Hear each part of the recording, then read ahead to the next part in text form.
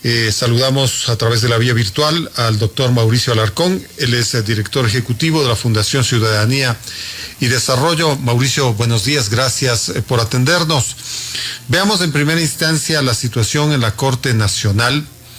Hasta el día viernes se mantenían las posiciones, no se logró elegir a un nuevo titular de ese alto ente judicial.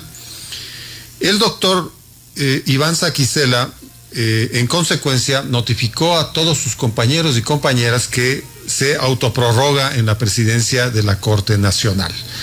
Porque además surgió un pronunciamiento vinculante en ese sentido del Procurador General del Estado.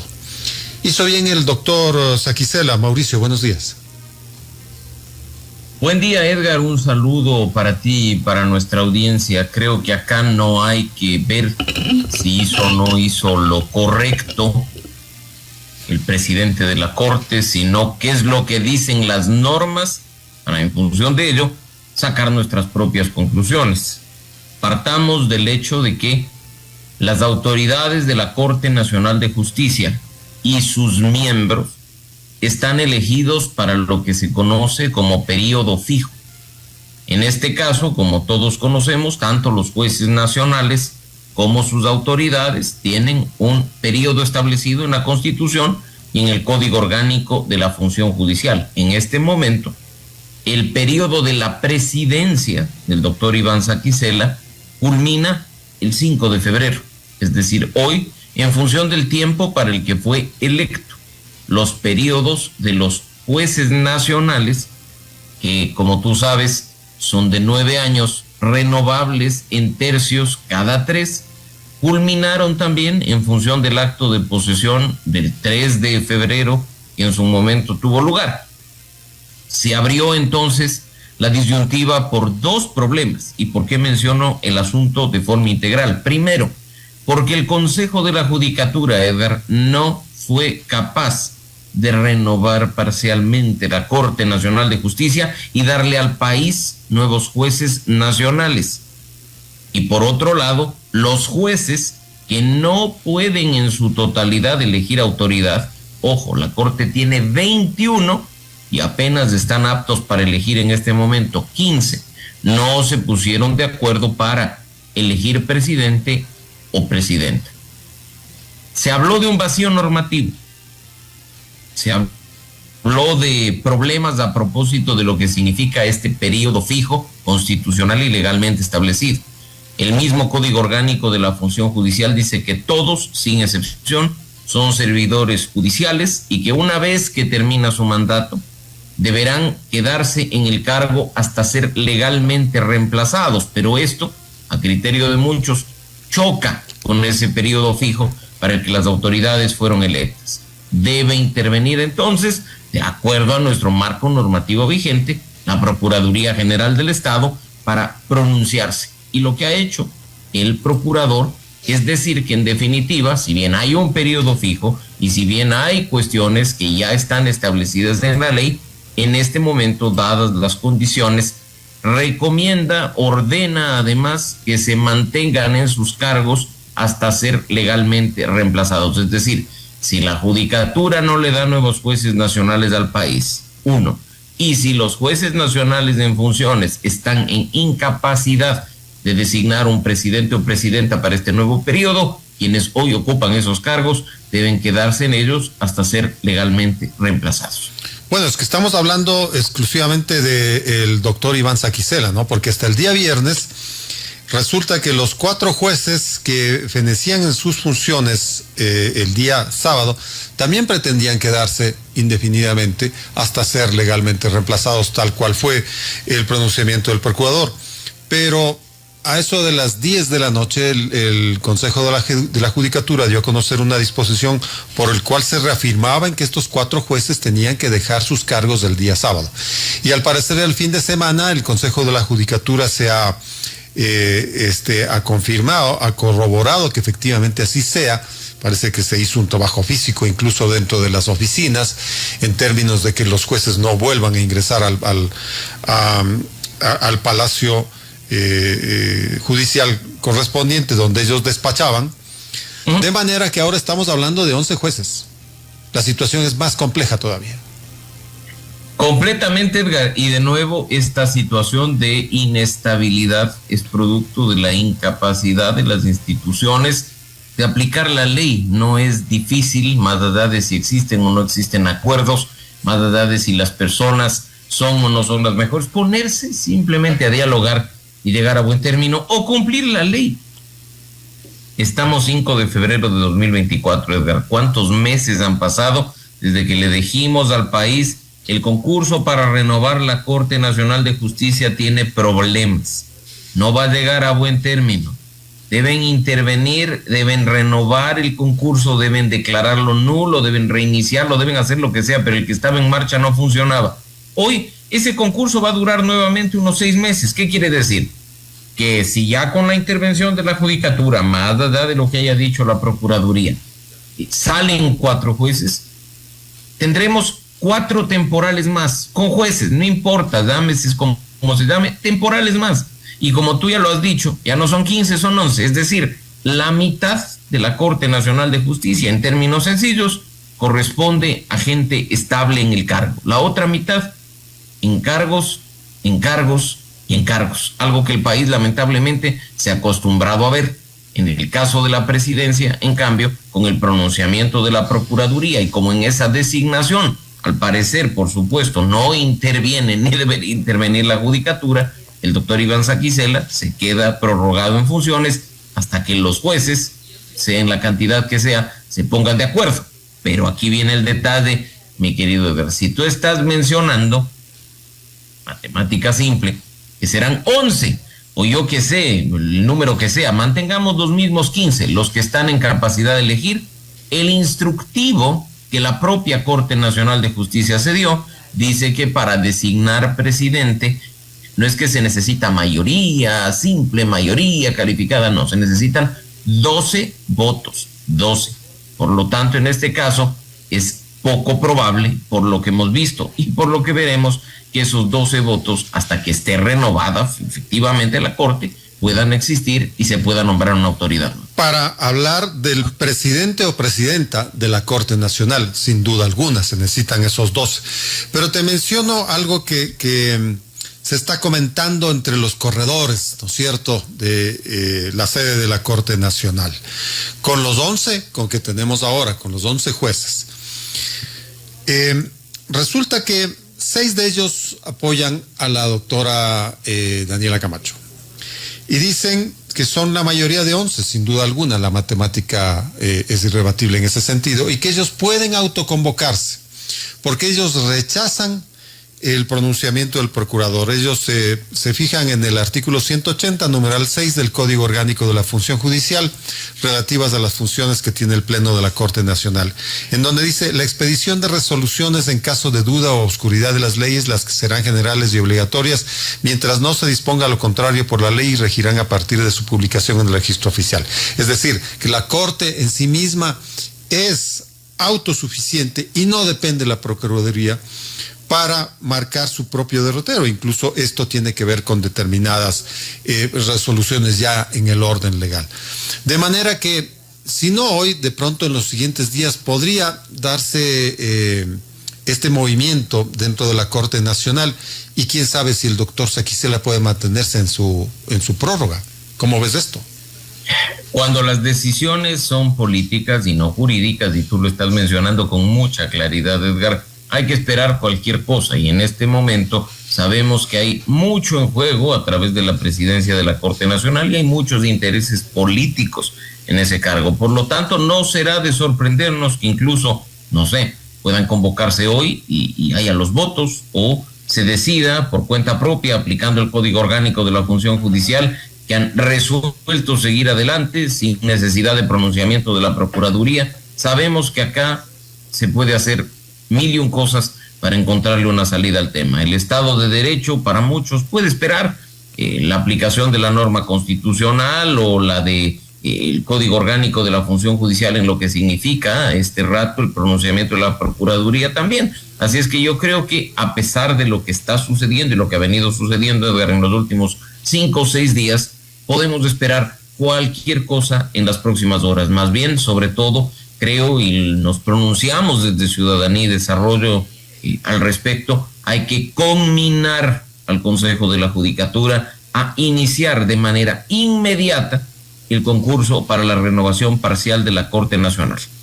Basta de encargos del Consejo de Participación y hoy basta de encargos del Consejo de la Judicatura. Si son incapaces de organizar concursos, busquen asistencia nacional o internacional, pero ya no le den más largas. Hace 3 años un concurso fallido, hoy nuevamente un concurso fallido. ¿Es que acaso la justicia no importa si es que no me dejan meter mano? ¿Es que acaso la justicia no importa si es que no puedo meter a mis alfiles políticos? Denle al país estabilidad en un tema tan sensible como el de la justicia. Si son responsables, conminamos a que inicien de manera inmediata el concurso para renovación parcial de la Corte. Esperemos hoy y particularmente mañana a ver qué sucede en la Corte Nacional. Estamos dialogando con el doctor Mauricio Alarcón, director ejecutivo de la Fundación Ciudadanía y Desarrollo, cuando son las 7 de la mañana con 31 minutos en Noticiero Sucesos. Mauricio, quisiera tu opinión sobre otro tema que es trascendental. ¿Qué crees que suceda mañana en el Parlamento Nacional a las 9:30 de la mañana, cuando el Pleno en segundo y definitivo debate debe conocer el informe de la Comisión de Desarrollo Económico que está planteando el incremento escalonado, al parecer, del impuesto al valor agregado hasta el año 2026 y en lo sucesivo regiría un IVA del 13%, pero además está planteando una serie de contribuciones únicas para la banca sobre sus utilidades y sobre las empresas también con las utilidades del año 2022 y 2023, más allá de una elevación del 5% en el impuesto a la salida de divisas. Creo que hay que ser bastante cautos sobre lo que puede pasar mañana en la Asamblea Nacional, Edgar, pues los escenarios son múltiples. Cuando ya tenemos la mala experiencia de lo sucedido con la reforma tributaria de Lasso, en que se rechazó, pero de manera bastante tapiñada, el proyecto para después permitírsele que entre en vigencia por el Ministerio de la Ley, podría repetirse esa historia. Podría además, como ya se ha dicho, aprobarse quizá un informe de minoría para no dejar en el... Hay 2 informes de minoría presentados. Así es, uno de la Revolución Ciudadana y uno del Partido Social Cristiano. Podría aprobarse uno de ellos para que simplemente vaya al presidente de la República, quien ya ha dicho que por su capacidad de veto podría retomar el proyecto original y punto.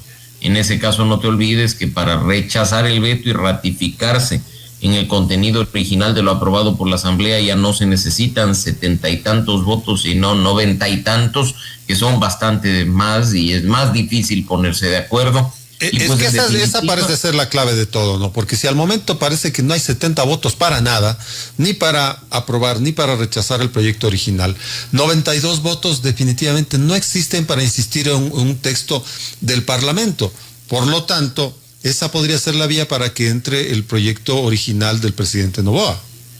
Y por la vía del veto es muy probable que así se lo haga, y eso es lo que se ha dicho. Incluso cuando muchos cuestionamos la iniciativa tributaria que está establecida en la Constitución como exclusiva del presidente de la República, él mismo lo dijo en un canal de televisión que pues si los legisladores introducen por su cuenta otro tipo de tributos, de contribuciones, él a través del veto, si le parece bueno, podría ratificarlos. Así es que de nuevo, en este país no hay que sorprendernos de la forma en la que generalmente se actúa en temas que son particularmente sensibles como los tributarios. En definitiva, te diría, Edgar, que no veo en lo personal un archivo del proyecto de ley, es decir, la muerte del proyecto de ley tributario del Ejecutivo como para ponerle fin y ni siquiera darle posibilidad a Noboa de por la vía del veto ratificarse en lo original. Ese veo como el escenario 99% más improbable, y creo que más bien los ecuatorianos tenemos que lamentablemente hacernos a la idea de que una vez más, para solucionar las irresponsabilidades de los gobernantes, tendremos que vaciar los bolsillos para seguir permitiendo que el Estado haga cualquier cosa. Es que hay una guerra de por medio, una guerra interna, un conflicto interno con el terrorismo, y entonces ante eso se han pronunciado ante algunas encuestas los ciudadanos y prefieren, pues, ¿no?, elevar el IVA, tener los recursos para financiar este conflicto interno, y en algunos casos ha sido muy interesante la respuesta popular, que prefieren pagar este impuesto antes que ser vacunados. Salir, ¿no es cierto?, de la órbita parlamentaria donde se debaten todas estas cosas y donde surgen estas oposiciones, pero ya en el terreno real donde estamos, pues, ¿no?, en las calles, donde estamos todos, la cosa es diferente, el sentir es diferente. Por supuesto que sí, Edgar, y eso es indudable, pero también hay que hacer un poco de memoria en que si, por ejemplo, el país ha necesitado recursos específicos para una guerra, se puede establecer no un aumento tributario permanente como el planteado de forma original por el Ejecutivo, sino un impuesto especial, una contribución. No sé si la audiencia recordará que en los años 90, a propósito de un conflicto armado con el Perú, el gobierno de Sixto Durán Ballén impuso un impuesto al rodaje. Así recordarás es. Que se pagaba de forma un impuesto bastante oneroso, por cierto. Del vehículo era muy oneroso y le permitió al país tener recursos puntuales a propósito de la propiedad de los vehículos para poder financiar una guerra real, una guerra con un país vecino. Así es que creo que la salida, como ya el propio gobierno ha reconocido, no busca solo enfrentar a este enemigo que todos tenemos, que es el narcotráfico, el crimen organizado y la inseguridad consecuente, sino, como ya se ha mencionado, también ayudarles, como digo, a cubrir esas irresponsabilidades, ¿no? Ese hueco fiscal gigante que durante todo este tiempo ha seguido abriéndose en detrimento del país. Nosotros seguimos pagando los platos rotos y, pues, en definitiva, insisto, habrá que ver qué decisión toma la Asamblea Nacional, siendo muy poco probable que haya un rechazo total a esa iniciativa de subir impuestos de ley. Esperemos hasta el día de mañana. Mauricio, te pido finalmente tu criterio con respecto a lo que ha sucedido en El Salvador, donde Nayib Bukele, el presidente en funciones, ha sido reelegido. Él ha dicho que ha ganado las elecciones con el 82%, el escrutinio es bastante lento. La situación en El Salvador es especial, ¿no?, porque no existe la reelección en ese país. Incluso los sectores de oposición enquistados en el Estado parece que mueven los escrutinios con interesada lentitud. Hasta el momento el 33% del escrutinio continúa, lo cual es inadmisible. Y sin embargo, en esos escrutinios se ve que Bukele casi llega al 90%, o sea, es por aclamación, al parecer, la nueva elección de Bukele. ¿Cómo analizas eso? Y sobre todo, la lectura desde El Salvador para traer a lo que aparentemente es un caso similar aquí en el Ecuador, con jóvenes estadistas, jóvenes presidentes que le han dado o que le están dando cara a las bandas y al terrorismo.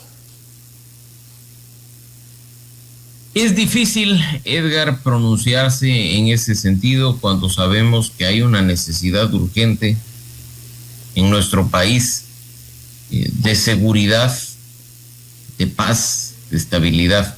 Si bien son fenómenos distintos, en el caso de El Salvador la inseguridad ha sido particularmente vinculada a las maras. En el caso ecuatoriano lo estamos viendo más bien vinculado a grupos de crimen organizado, hoy denominados terroristas, de acuerdo con el decreto del gobierno de Daniel Noboa. El fenómeno en sí, el de la inseguridad, nos pone a los ciudadanos en una situación de ceder hasta nuestras propias libertades para poder vivir en relativa paz y estabilidad. Es muy difícil, y te digo a propósito de lo que he conversado con muchas personas por acá, por El Salvador, encontrarle una forma intermedia en la de poder tener bien las cosas. La gente te dice, no importa pues la libertad de expresión o la libertad de prensa, porque estamos viviendo en paz, porque se enfrentó a esa delincuencia que nos tenía amenazados, y pues en ese sentido se fundamenta la popularidad de un presidente elegido, al menos al momento, según se conoce, por 8 de cada 10 votantes el día de ayer, que no es una cifra despreciable, más allá de si en este momento vamos a analizar o vamos a profundizar si se podía o no se podía reelegir, si había o no había bloqueo en la Constitución. Creo que en este momento hay que ir a lo fáctico, a ciudadanos que están dispuestos a justificar hasta una violación a la Constitución para tener un gobierno que les garantice paz y estabilidad. Se repetirá el escenario en Ecuador.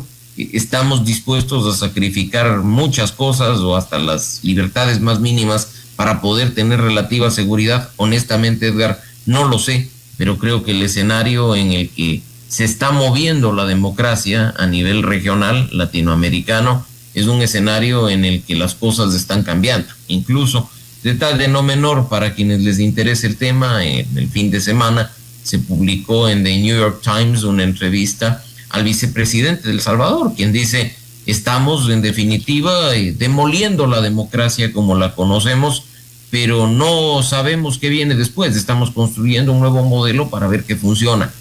¿Será el fin de la democracia liberal clásica como la conocemos? No lo sé. Lo cierto es que la ciudadanía, insisto, está dispuesta hasta a sacrificar sus libertades básicas para poder tener un poco de seguridad, paz y estabilidad. A partir de El Salvador, te traigo un número que se repite acá también, es del 80%. El 80% tiene en las estadísticas, en las encuestas, el presidente Daniel Noboa. Ahora, ese es un número enorme, es un número, si tú quieres, pesado. Con eso se puede hacer muchísimo. Con eso se impone criterio en la coyuntura. Y quién sabe si pueda servir para la consulta popular que aparentemente va a ser para abril. ¿Qué opinas? Y pues veamos qué ocurre también con eso, porque si estamos, mi querido Edgar, en una crisis económica en la que cada dólar cuenta para nuestro país, hacer una consulta popular cuyo contenido es inicuo, cuyo contenido es de cualquier cosa, es irresponsable. No creo que se deba echar mano simplemente por cálculos electorales de un mecanismo de democracia directa que es importante, creo, para la mayoría de nosotros. Ojalá desde el Ejecutivo, después de lo pronunciado por la Corte Constitucional y por lo que se viene, que es el pronunciamiento de fondo de 4 preguntas más, se evalúe si efectivamente es pertinente ir adelante o trabajar hacia un proyecto de consulta o referendo que realmente aborde de forma íntegra, de forma seria, de forma profunda las problemáticas de la ciudadanía. Ojo, cuando lo planteado no puede ser solucionado por las vías regulares. ¿Por qué voy a este punto? Porque la Corte Constitucional, parte de los contenidos propuestos, les ha negado, diciendo que pues no se puede preguntar lo obvio, ni en definitiva se debería hacer una consulta para ejercer atribuciones que ya están establecidas en la Constitución. Que se presenten proyectos de ley, que se discutan y se aprueben, ya está. Si simplemente se va a ratificar atribuciones, es perder el tiempo. Así es que esperemos que con todo esto el gobierno actúe de manera responsable y si quiere seguir adelante, más allá de los intereses electorales o no, en consultarle a la ciudadanía, en tener una consulta y un referendo, que sea algo que realmente nos permita fortalecer la institucionalidad y el Estado de Derecho y mejorar la vida de la gente. Parece que has mencionado la palabra clave, ¿no? Inicua, es decir, consulta innecesaria. Si es innecesaria la consulta, entonces definitivamente es una elección termómetro, es una elección legitimación, es una elección para que se compruebe que ese 80% puede generar lo que sea en el Ecuador. Y eso es equivocado porque, de nuevo, si necesitamos hoy más que nunca recursos, con los 50 millones de dólares que probablemente en promedio se gasta en una consulta o un referendo, que se destine esos recursos a seguridad, que no se nos pregunte, insisto, lo obvio, o que no se nos pregunte cualquier cosa sobre pretexto de hacer campaña y mantenerte vivo para lograr un cuatrienio completo en el 2025.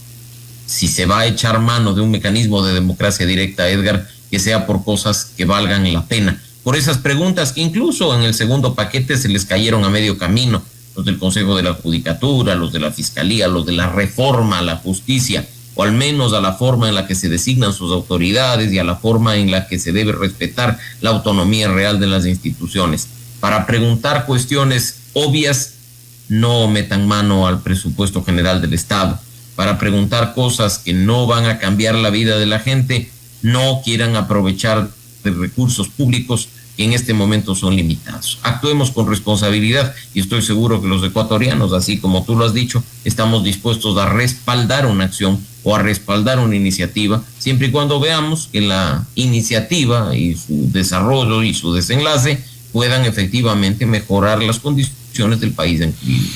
Perfecto, Mauricio, te agradezco muchísimo por esos criterios, gracias por atendernos. Muchas gracias, Edgar, un gran abrazo a la distancia para ti y para nuestra audiencia. Muchas gracias. Estuvo con nosotros el doctor Mauricio Alarcón, director ejecutivo de la Fundación Ciudadanía y Desarrollo, pronunciándose sobre múltiples temas de actualidad. Son las 7 de la mañana con 45 minutos en Noticiero Sucesos.